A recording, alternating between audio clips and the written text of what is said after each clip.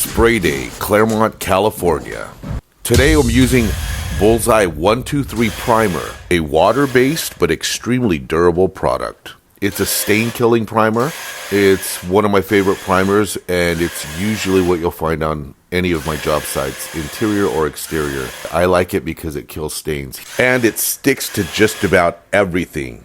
This is considered the first coat in a 3-coat process. 1 coat primer, 2 coats finish. In this particular project, we're using a urethane alkyd enamel in semi-gloss. Here you see me hitting all angles. Yes, success. Now I'm checking visual inspection, making sure I got all the areas and there's enough coverage.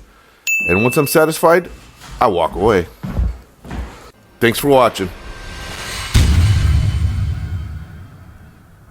Peace.